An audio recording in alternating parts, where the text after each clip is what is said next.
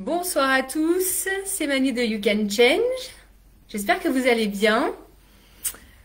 Alors, ce soir, je suis live sur Instagram et sur Facebook en même temps, une grande première. Donc, je vais d'abord voir si tout fonctionne bien comme il faut. Donc, si vous êtes connecté, vous pouvez me mettre un petit message, soit sur Instagram, soit sur Facebook, pour me dire que vous m'entendez bien et que vous me voyez bien. Merci à tous ceux qui nous rejoignent. Super. Alors, j'ai des demandes.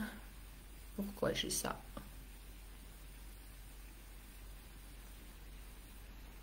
Ok. Donc, si vous me voyez bien, si vous m'entendez bien, merci de mettre un petit message. Je ne vois pas mes messages sur Facebook, ce qui est très dommage. Pourquoi je ne vois pas mes messages sur Facebook? Ça va être un petit problème. Ok, commentaires. Ils sont là, les commentaires. Ça fonctionne sur Instagram. Bonjour à tous, bonsoir à tous. Je suis heureuse de vous retrouver ce soir pour un live. Premier live sur Instagram, live en direct sur Facebook. Alors sur Facebook, je ne vois pas les commentaires, mais c'est pas grave, on va voir. Enfin, je les vois peut-être, mais comme j'ai pas de commentaires, je sais pas. Alors ce soir, on va parler d'ego, de fonctionnement de l'ego, de masques, de personnages, de croyances. On va parler de schéma répétitif. On va parler de bénéfices cachés du jeu de l'ego. Et on va parler un petit peu de tout ça et comment ça fonctionne. Donc, merci beaucoup de nous retrouver. Pour ceux qui me retrouvent sur Instagram, c'est une grande première pour moi. Donc, merci beaucoup d'être ici. Vous pouvez nous mettre un petit commentaire pour me dire d'où vous êtes connectés. Ça serait cool de le savoir. En attendant, pour ceux qui ne me connaissent pas, moi, c'est Manu. En fait, j'accompagne les gens dans justement la reconstruction de l'ego, la déconstruction de l'ego et la reconstruction de l'ego, entre guillemets. Donc, c'est un petit peu ce que je vais vous partager ce soir Salut Laura! Ah bah oui, je vois les commentaires sur Facebook, c'est cool. Tu pourras me dire si tu m'entends bien, si tu me vois bien sur Facebook, ça serait top. Et puis, on va parler un petit peu de tout ça. Merci à tous. Alors, comme je vous disais, cool, depuis Marseille, voilà, continuez à nous rejoindre. On va commencer dans pas très longtemps. Donc, comme je vous disais, donc moi je suis sur Aix-en-Provence, donc j'accompagne les gens en ligne dans les quatre coins du monde en ce moment, donc ce qui est quand même assez cool. Et assez cool, vous m'entendez et vous me voyez, bah, c'est parfait. Et ben on va commencer sans plus attendre parce que j'ai quand même pas mal de choses à vous partager. Donc j'ai mes petites notes parce que salut Karina, bonjour Pierre, salut Thierry. Et donc j'ai pas mal de petites choses, j'ai pas mal de notes, donc je vais pas mal regarder mes notes, mais voilà, pour rien oublier. Donc on va commencer par l'ego. Alors qu'est-ce que l'ego? En gros, je vais vous la faire très courte. Et je vais vous faire donner une référence sur une autre vidéo qui est beaucoup plus impactante sur ça. Donc je vais pas m'attarder sur ce qu'est l'ego. Mais en gros, c'est un petit peu le petit vélo qu'on a dans la tête. Vous savez, les pensées qui nous viennent, qui sont là, qui sont constantes, qu'on en soit conscient ou non. Et malheureusement, la plupart de nos pensées, donc ce qui se passe dans notre ego, est inconscient. Donc, ce qu'il faut savoir, c'est que déjà, quand on n'a pas conscience de nos pensées sont créatrices puisque nos pensées créent notre propre réalité. Quand on n'en a pas conscience, en fait, on n'a pas du tout conscience de ce qu'on crée derrière, de ce qu'on crée dans la réalité de nos vies. Donc ça, c'est la première chose. Donc en fait, l'ego, c'est en fait la construction de toute notre personnalité qui sont construites dans notre passé et surtout dans notre enfance. Et je vais revenir là-dessus, en fait, de comment ça s'est construit. Donc, les pensées se sont créées par le biais de notre mental. Et donc, c'est la projection de nos pensées qui ont construit notre ego et donc notre personnalité. Notre personnalité, c'est toutes les choses, toutes les pensées où notre esprit ou notre mental a décidé que ceci était vrai pour nous ou ceci n'était pas vrai pour nous. Et quand on parle d'identification, en fait, c'est très facile à comprendre, c'est quand on utilise le « je suis ». Quand je suis quelque chose, c'est que je suis pleinement identifié à cela. Par exemple, si moi je vous dis que je suis dynamique, Manu, dynamique ne font qu'un. Ça veut dire que je me suis complètement identifiée à mon dynamisme. Si je veux me désidentifier de mon dynamisme, je peux dire que Manu expérimente le dynamisme. Manu expérimente le coach. Manu expérimente la vie d'entrepreneuse. Mais je ne suis pas coach, je ne suis pas dynamique et je ne suis pas entrepreneuse. Parce que je suis tout ça et en même temps je ne suis rien de tout ça puisque je suis juste l'âme qui goûte à tout ça. Je vais vous donner la référence de la vidéo de Charlotte Hoffman qui parle de l'ego, de l'âme et du mental et comment c'est construit parce qu'elle l'explique beaucoup mieux que moi. Mais en gros, c'est un petit peu ça l'ego. Donc la plupart de ces pensées, elles ne sont pas conscientes. Donc comment on sait ça? C'est très simple. Imaginez des tâches que vous faites au quotidien qui sont par exemple des tâches, vous faites le ménage, vous faites la vaisselle, vous prenez votre douche, vous brossez les dents, vous passez l'aspirateur, voilà, toutes ces tâches en fait qu'on fait à répétition. Eh bien, il y a de très très grandes chances que quand vous faites ces tâches-là, vous êtes dans vos pensées de manière inconsciente. C'est-à-dire que vous êtes soit en train de penser au passé, soit en train de projeter des choses dans le futur, donc de planifier, d'analyser la to-do list, etc. Mais il y a d'énormes grandes chances que vous n'êtes pas en train de faire de votre vaisselle et d'être pleinement conscient que vous êtes en train de laver le verre et de le rincer, que vous êtes en train d'aspirer votre tapis et que vous aspirez les petits grains de poussière qui sont sur le tapis. Et comme on n'est pas en conscience, en fait, notre ego est là en train de nous envoyer des pensées qui créent notre futur et notre réalité. Ça veut dire que si on n'a pas conscience de nos pensées, en fait, on a zéro contrôle sur ce qu'on croit, donc l'illusion qu'on croit qu'on est en train de créer dans le futur et dans le présent. Donc, voilà la première chose dont je voulais parler, c'était déjà l'ego et donc ce qu'on a formé en tant que personnalité, et je vais vous expliquer comment on a formé ça, et aussi justement les pensées qui sont très importantes. Parce que quand on n'a pas conscience de nos pensées, on ne peut rien contrôler et on ne peut rien créer en conscience. Ok? Donc ça, c'est la première chose. Ce qu'il faut savoir, c'est qu'on a environ, selon les neurosciences, 60 000 pensées par jour. Et la plupart de ces pensées sont négatives et sont négatives par rapport à nous-mêmes. Donc vous imaginez bien que la plupart de nos pensées sont non seulement inconscientes, en plus elles sont négatives et en plus elles nous concernent nous directement. Donc vous voyez un peu le bordel là-haut déjà. Vous voyez ce qu'on crée dans notre réalité. Donc c'est pas étonnant qu'on n'arrive pas à atteindre des objectifs, qu'on est bordé de croyances limitantes, donc je vais y venir, et de freins et de blocages, etc., etc. Ok? Et d'ailleurs, il y a une citation d'Henry Ford que je vous redonne ici, qui est traduite de l'anglais, mais en gros ça donne que tu penses en être capable ou ne pas en être capable, dans les deux cas, tu as raison. Donc en fait, toute notre pensée est créatrice, qu'elle soit consciente ou non. Donc si je ne suis pas ceci, effectivement, la vie va me montrer que je ne suis pas ceci. Et si je suis ceci, la vie va me montrer que je suis ceci. Donc c'est hyper important d'aller déjà déconstruire ces modes de pensée qui sont négatifs. Je vais vous expliquer comment ça fonctionne. Donc les pensées sont générées par notre mental et on a expérimenté des pensées qui sont à la base créées par des croyances. Et les croyances, elles se sont formées dans notre enfance. Et en PNL, on dit que les croyances sont formées et ancrées jusqu'à l'âge de 12 ans. Ça veut dire que de l'âge de 0 à 12 ans, on s'est créé notre personnalité qui est complètement ancrée à l'âge de 12 ans. Ça veut dire que notre enfance est l'ancrage et la construction principale de tout ce qui nous traverse aujourd'hui. Après, je mettrai juste un petit bémol là-dessus parce qu'on continue, selon moi, à se créer des pensées et des croyances tout au long de notre vie en fonction des expériences de notre vie. Donc, les croyances. Les croyances, en fait, elles se sont formées dans l'enfance, à commencer par nos parents. Donc, en tout cas, les gens qui nous ont éduqués. Donc, tout ce qu'ils ont transmis, c'est-à-dire les valeurs, le bien, le mal, ça c'est bien, ça c'est pas bien, il faut faire comme ci, il faut pas faire comme ça. Et toutes les croyances qui nous ont transmises automatiquement. Donc se lever tôt, je sais pas quoi, se lever de bonne heure, c'est bon pour la santé ou je sais pas quoi, ou l'avenir appartient aux gens qui se lèvent tôt, il faut travailler dur pour y arriver, et si tu réussis pas à l'école et si t'as pas un bon travail où tu gagnes beaucoup d'argent, tu seras malheureuse ma fille, etc., etc. Après, les parents, on a l'éducation qui est faite par nos professeurs et par les professeurs et les profs, etc., jusqu'à l'âge de 12 ans, mais ça continue. Hein. Donc, des personnes inspirantes comme les personnes qui nous ont bloqués, qui potentiellement nous ont humiliés, rejetés, abandonnés, etc., qui nous ont dit des choses, et tout ça, ça a créé des croyances. Ok ? Et après, ça aussi, ça s'est créé par notre environnement social, c'est-à-dire tous les amis qui faisaient partie de notre cercle pendant notre enfance ou notre jeunesse. Voilà. Et après, toutes les croyances se créent par tout ce qu'on a vu, vécu, entendu, expérimenté et ressenti dans notre corps émotionnel. C'est-à-dire que chaque chose que l'on a ressenti dans notre corps, consciente ou non, chaque traumatisme ou blessure qui a été expérimenté a créé une pensée et a créé une croyance derrière. Voilà, donc ça déjà, c'est la base des croyances. J'ai fait toute une formation en ligne sur les croyances limitantes. Vous pouvez regarder sur mon site, ça s'appelle You Can Hack Ton Cerveau. Voilà, vous pouvez faire tout ça tout seul, mais bon, je ne vais pas revenir là-dessus. C'est les croyances limitantes. Donc ça, c'est important à comprendre.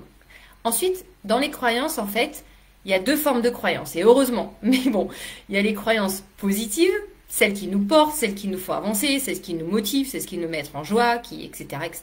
Donc ça, c'est cool.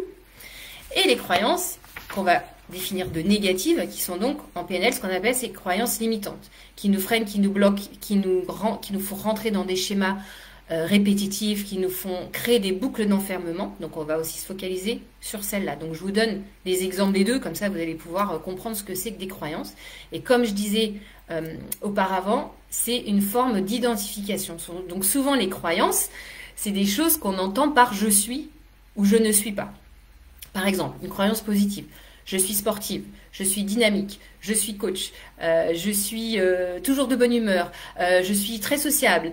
Donc c'est toutes on va dire les qualités, les choses où on s'est identifié comme quelque chose de positif. Je suis patiente, je suis une mateuse, je suis bonne en ceci, je suis bonne en cela. Donc tout ça, c'est ce que je suis, ce que j'ai défini en moi qui était positif.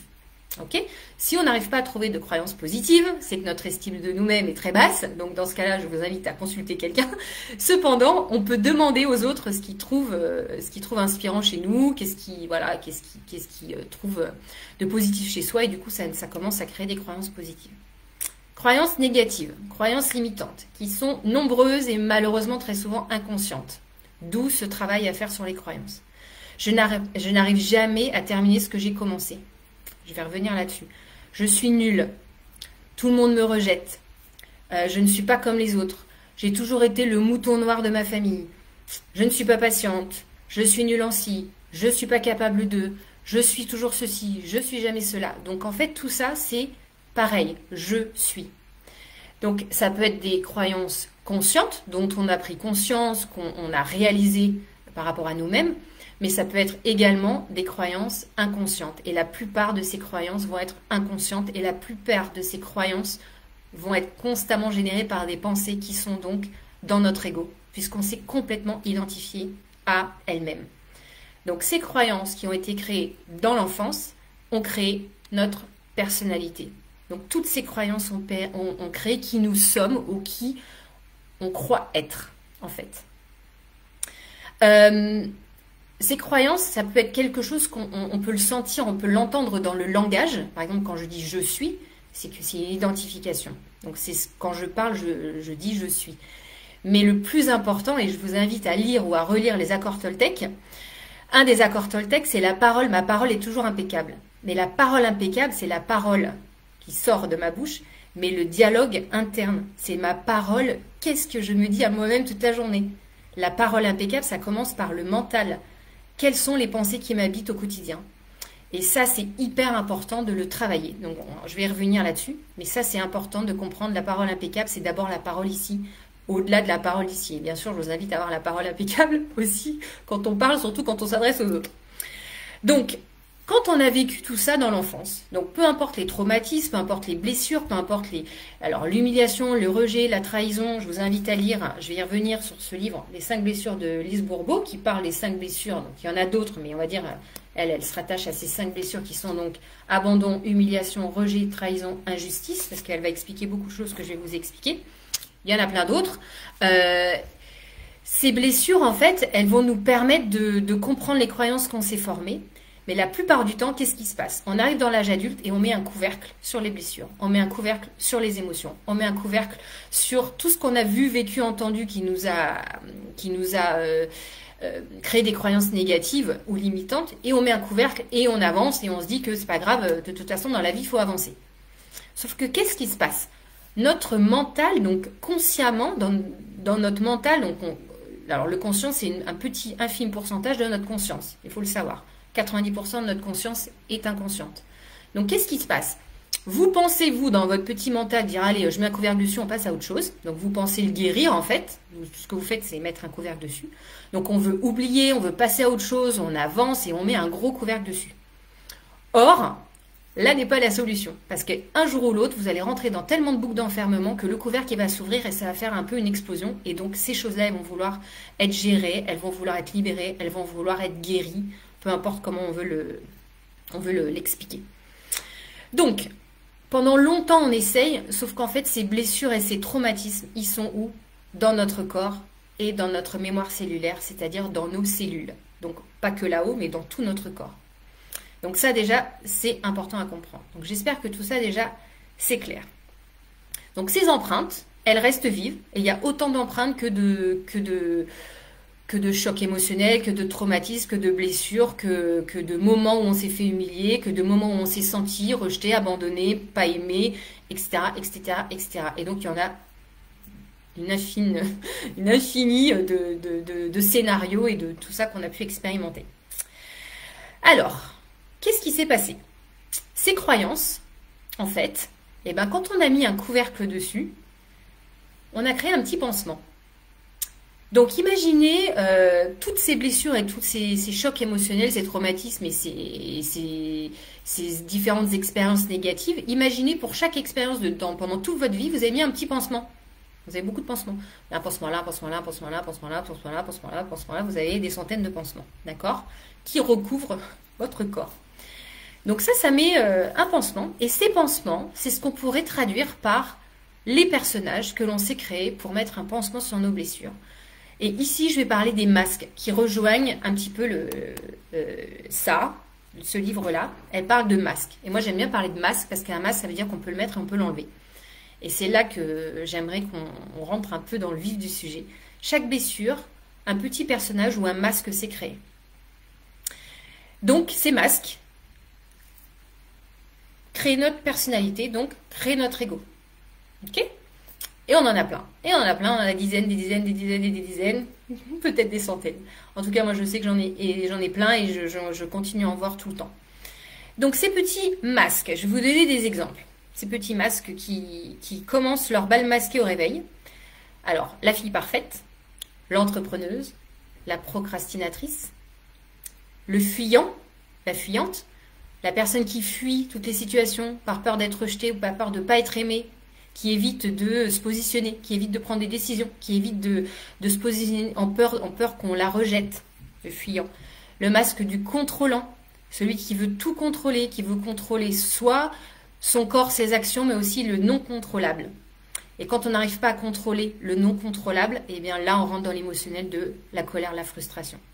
Coucou Virginie.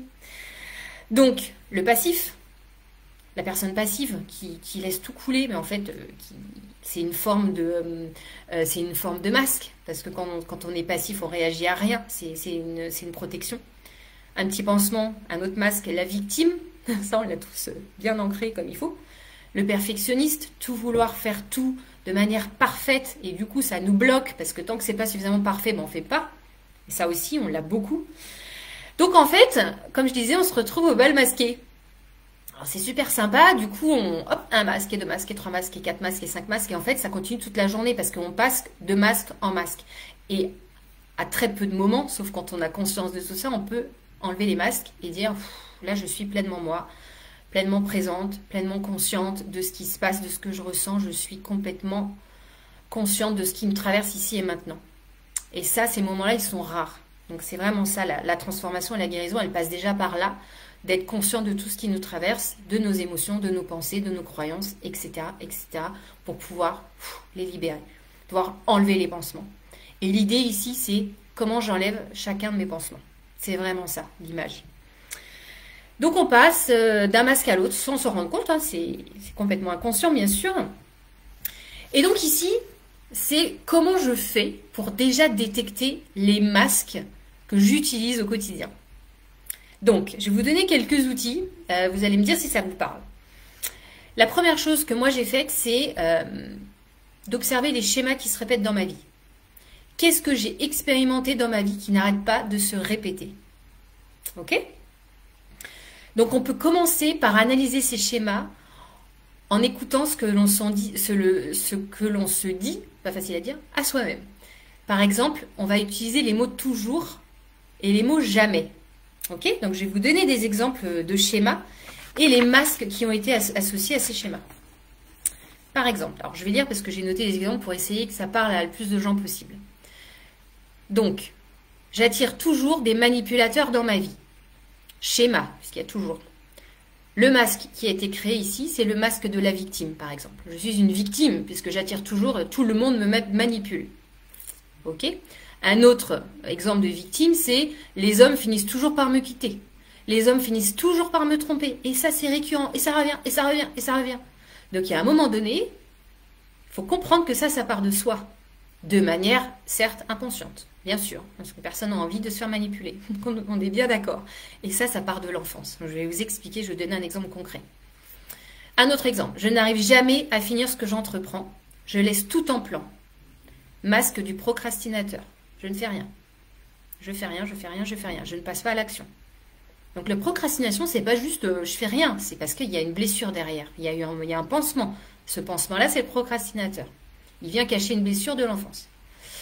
Dès que je commence à être dans ma créativité, j'ai trop peur qu'on me rejette. Donc j'arrête. Et ça, c'est le masque du fuyant. Alors attention, tous les exemples que je vous donne des masques, mais ça peut être d'autres masques pour vous. C'est pas forcément le même masque pour ce schéma-là. C'est juste un exemple. On peut avoir plusieurs masques en fonction des situations. Ok? Donc chacun son masque. Hein. Après, on en a des en commun en fonction des situations.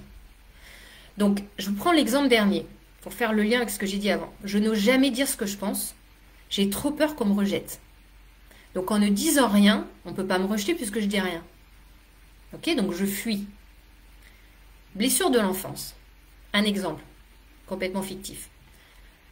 Je sais pas moi. Votre père, vous avez 10 ans, vous rentrez de l'école et votre père vous envoie dans votre chambre et vous dit qu'il faut faire vos devoirs ici et maintenant parce que c'est comme ça. Ok, il faut travailler dur pour y arriver. Et là, vous rentrez en mode rébellion et tu dis non, j'ai pas envie de faire ça. Et là, poum, grosse claque. Ok? Vous prenez une claque.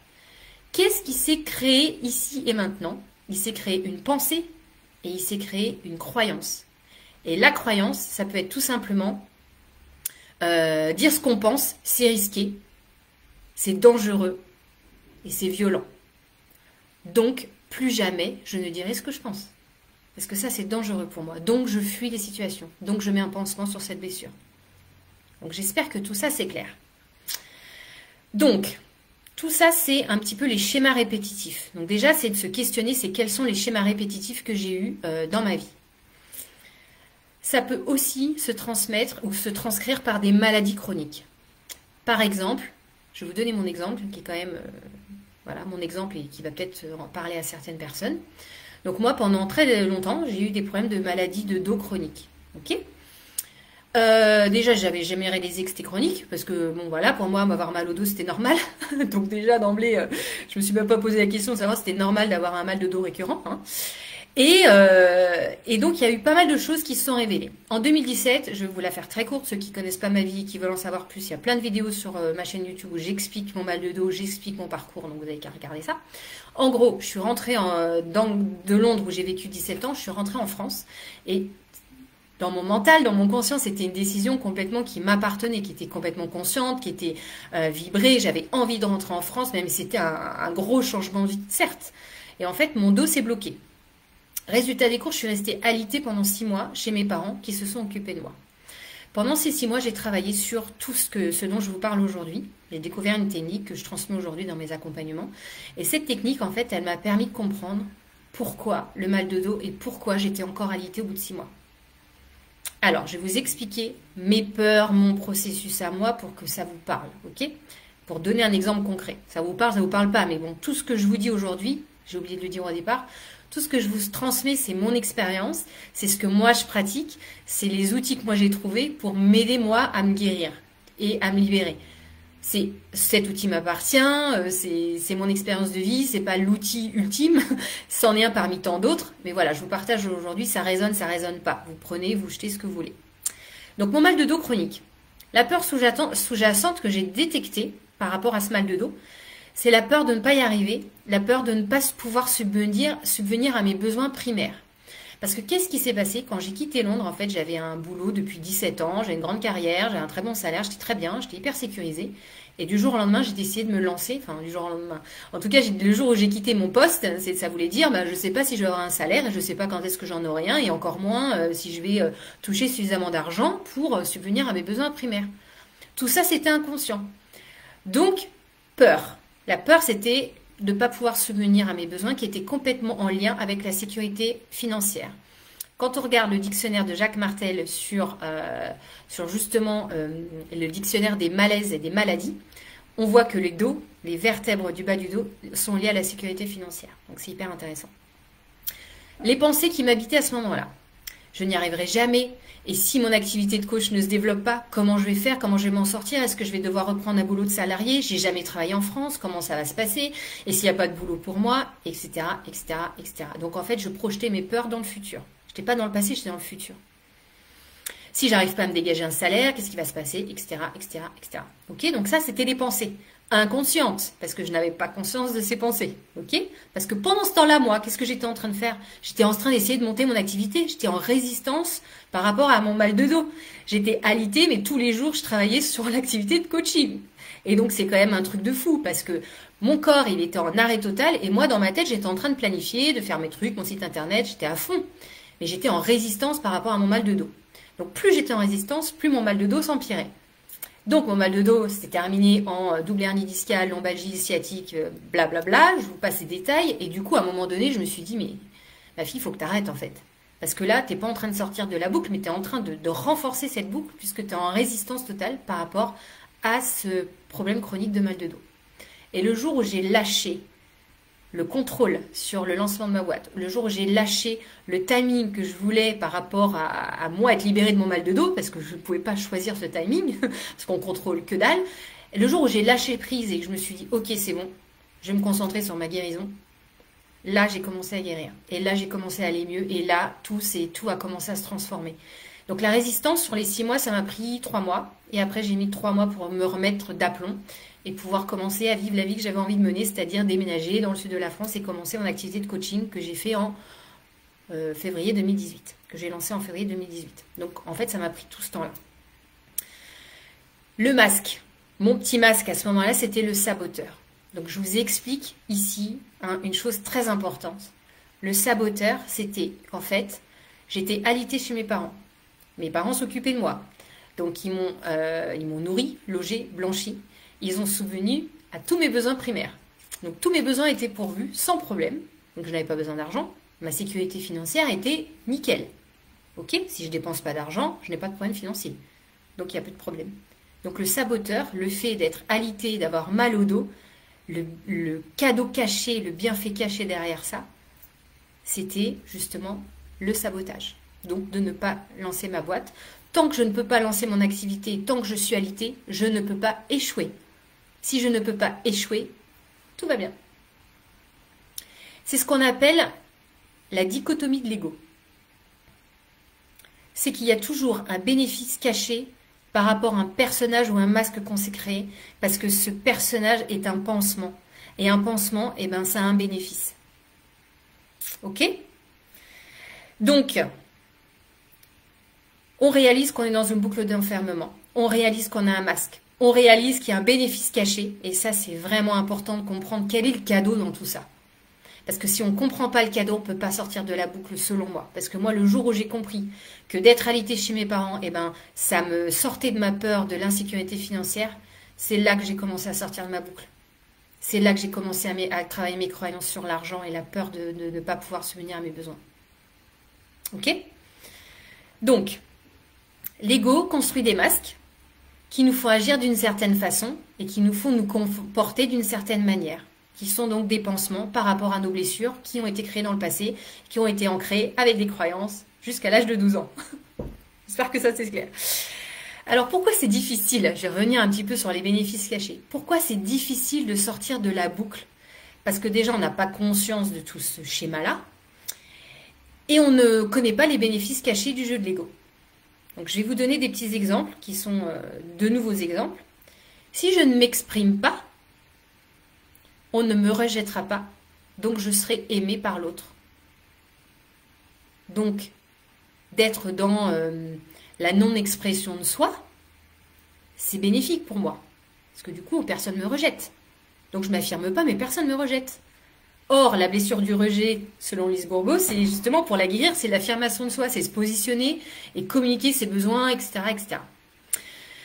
Si j'ai mal au dos, je suis en convalescence, donc je ne peux pas travailler le lancement de ma boîte, donc je ne peux pas échouer. Bénéfice caché. Alors, les gens qui sont toujours malades, c'est intéressant ça, ça rejoint un peu les maladies chroniques. Mais les maladies, alors les gens qui sont toujours malades, alors ça peut être allergie, ça peut être j'ai toujours la grippe, j'ai toujours un rhume, j'ai toujours un truc. En fait, alors selon mon expérience et ce qui a été quand même prouvé de multiples fois, ce qui n'est pas forcément votre cas, c'est que les gens qui sont malades, en fait, en retour, le bénéfice caché, c'est quoi? C'est énormément d'attention. On prend soin d'eux, on est à leurs petits soins, on est à leur chevet, on s'occupe d'eux, tout va bien, du coup on est chéri, on est aimé. Et souvent, c'est parce que l'enfant intérieur, donc le petit enfant de 12 ans, il n'a pas eu cette reconnaissance, il n'a pas eu cet amour de ses parents. Donc il crée des comportements, il crée des maladies qui sont vraies, hein, il est vraiment malade, hein, c'est ça le pire. Il se crée une maladie pour qu'on s'occupe de lui, qu'on lui donne de l'amour et qu'on lui donne de la reconnaissance et qu'on lui donne de l'attention. Une fois de plus, c'est inconscient. Mais tant qu'on n'a pas compris que cette maladie chronique, elle est générée de notre inconscient, eh ben on ne peut pas sortir de ces maladies chroniques. Et c'est là c'est pour ça qu'on est tous en souffrance en fait. Personne n'est pas en souffrance parce que tout ça c'est inconscient. Et donc l'idée c'est de ramener ça dans le champ de conscience et de comprendre nos mécanismes. Et une fois qu'on a compris ça, on peut s'en libérer. Donc, par ces petits bénéfices cachés, toutes mes peurs sont gérées. Donc, j'ai plus peur. Dans mes boucles d'enfermement, je n'ai pas peur puisque je reste dans ces boucles. Je suis en souffrance, hein, mais j'ai plus peur. J'ai des petits pansements, donc ça va, en fait. Jusqu'au jour où on retire le pansement et là, faut gérer la source de tout ça et pour le libérer et puis avoir besoin de ce pansement. C'est vraiment ça l'idée. Donc, alors, est-ce que je vous ai tout dit par rapport à ça? J'espère que tout est clair par rapport à ça. Donc, on reste dans cette boucle d'enfermement parce que cette boucle, elle est finalement très rassurante. Ok? Alors, comment on sort de tout ça? Parce que c'est un petit peu ça la question. Comment on sort de cette espèce de mécanisme-là qui est insupportable et complètement inconscient? Alors, première chose, prendre conscience de nos pensées qui nous habitent. Comment? En étant présent. Vous faites la vaisselle, vous faites la vaisselle. Vous vous concentrez sur la vaisselle. Vous brossez les dents, vous vous concentrez sur le brossage de vos dents. Et là, vos pensées, elles vont arriver et là, vous pouvez les capter. Méditation. La méditation est un outil excellent pour essayer de voir ce qui nous traverse. À quoi je pense? Je pense au passé, je pense au futur. J'ai des peurs, j'ai quoi? Qu'est-ce qui se passe? Et c'est dans le silence qu'on peut observer nos pensées. C'est pas dans l'action, c'est pas dans le faire, c'est dans le silence. Donc la méditation, c'est une autre façon de pouvoir observer déjà ce qui nous habite. Comprendre nos schémas, j'en ai parlé tout à l'heure, commencer à noter les schémas qui sont répétés dans nos vies jusqu'à présent, dans lesquels on expérimente peut-être encore. Les noter et voir ce qui ressort. Déjà, ça nous aide à comprendre le schéma, le personnage. Quand je suis dans le schéma, quel masque je mets pour mon petit pansement? C'est quoi? C'est quoi mon comportement? Est-ce que je fuis? Est-ce que je suis rebelle? Est-ce que je me révolte? Est-ce que je suis en colère? Est-ce que je suis quoi? Ok?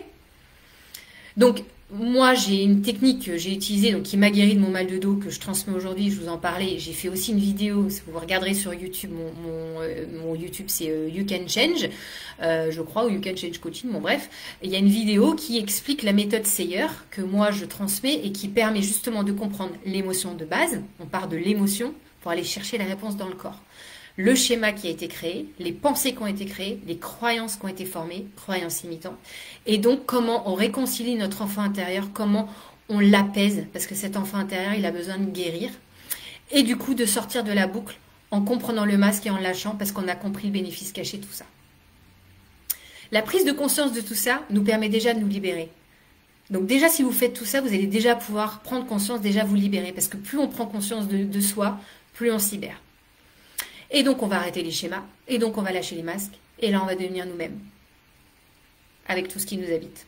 Et donc, ça va commencer. On va rentrer dans un espèce de flot de guérison qui est en fait pour moi infini dans cette vie qui s'arrête jamais. Mais bon, en tout cas, c'est un commencement. C'est par là que ça commence. Donc, on va commencer par accepter la situation. On va commencer par accepter et se laisser traverser et accueillir les émotions qui nous traversent, plutôt qu'aller de mettre un couvert dessus. Et ben, on va les regarder de bien en face. Et puis, si on est en colère, bah, de laisser la colère nous traverser, mais pas de rentrer dans une autre boucle, en fait. Pas devenir victime de la colère et pas de rentrer là-dedans. En fait, l'univers, il va nous renvoyer des mêmes situations, les mêmes schémas pour qu'en fait, en conscience, on va avoir deux choix. Le choix numéro 1, c'est ce que je faisais avant, c'est quand je mettais mon pansement, c'est quand je mettais mon masque et je rentre dans le fuyant, le machin, le truc. Ok? Choix numéro 2, je regarde ce qui se passe, j'observe mes émotions, j'observe mes croyances, j'observe mes pensées, je me laisse traverser et je ne rentre pas dans mon petit personnage. Je ne rentre pas dans le fuyant, je m'affirme.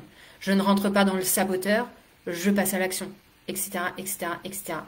Donc quand on sera en conscience, on aura deux choix parce que ces situations vont se reproduire, parce que l'univers est bon et il nous teste. Et donc on aura deux choix. Celui-là ou celui-là.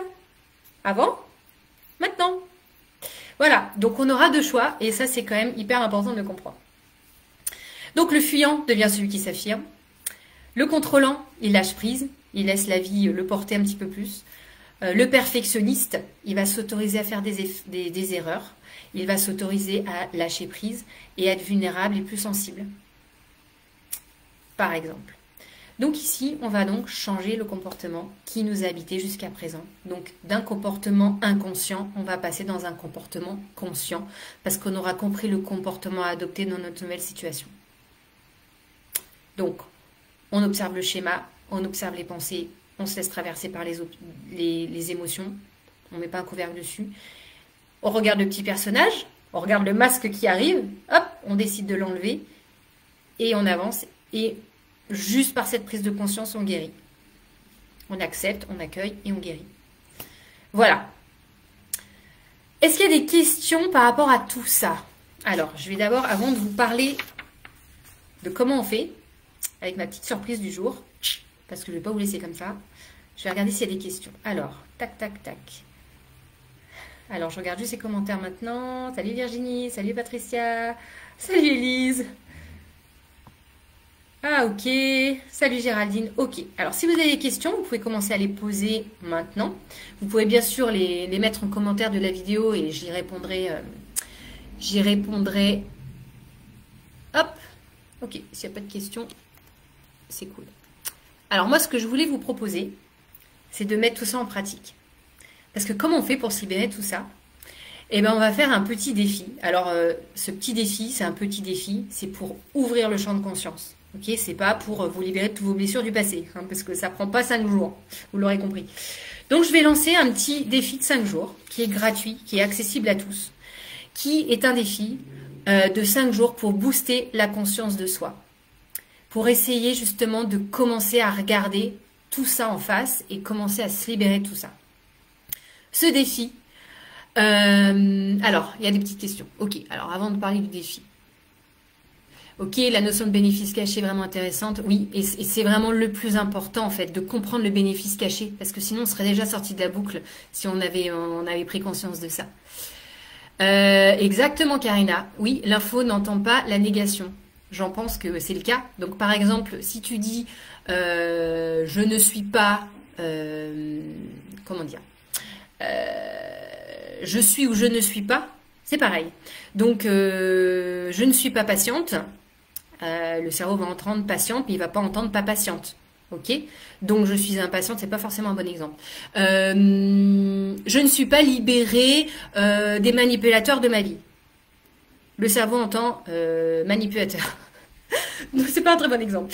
J'aurais dû vous trouver un exemple un peu plus concret. Mais effectivement, le cerveau n'entend pas la négation. Donc, c'est pour ça qu'il faut avoir toujours des mots, des adjectifs positifs et non pas de négatifs, par exemple. Je vais essayer de vous trouver un exemple un peu plus concret. Mais j'espère que c'est clair. Effectivement, le ne pas n'existe pas dans le cerveau. Le cerveau se connecte aux mots. Ok? Est-ce qu'il y a d'autres questions?